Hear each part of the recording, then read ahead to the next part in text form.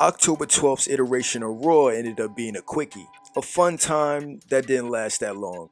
There were promos that were longer than the matches, and there were obligations that were finally fulfilled. Obligation? Yes, JD. Obligations.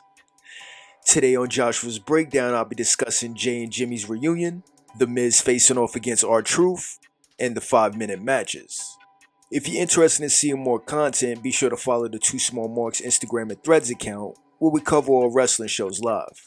Jey and Jimmy reunited on Monday Night Raw as Jey ran into Jimmy in the back after saving the New Day from Braun Breaker.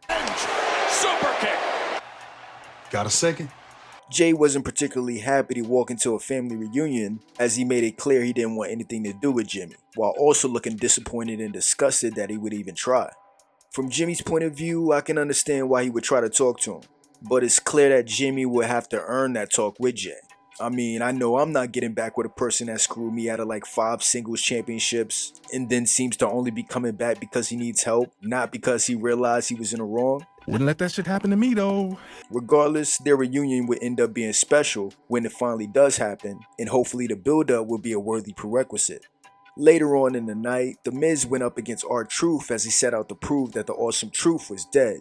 The entrances was 10 times longer as the match lasted all but 4 seconds, with R-Truth rolling up The Miz after carrying Cross causes a distraction.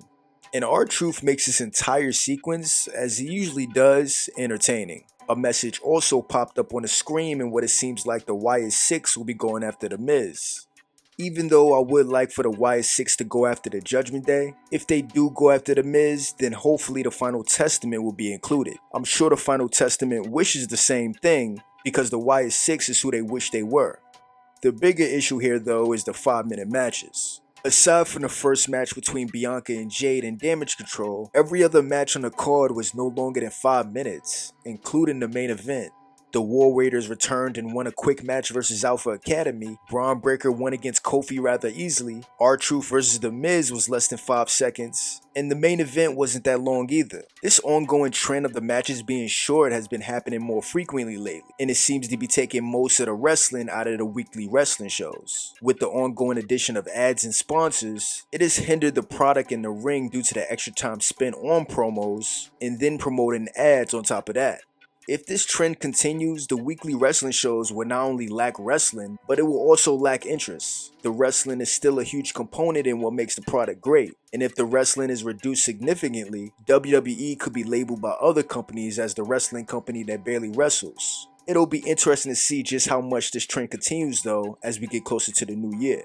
Be sure to check out new audio episodes of the Two Small Marks Wrestling Show every Saturday, and be sure to like and subscribe for more videos.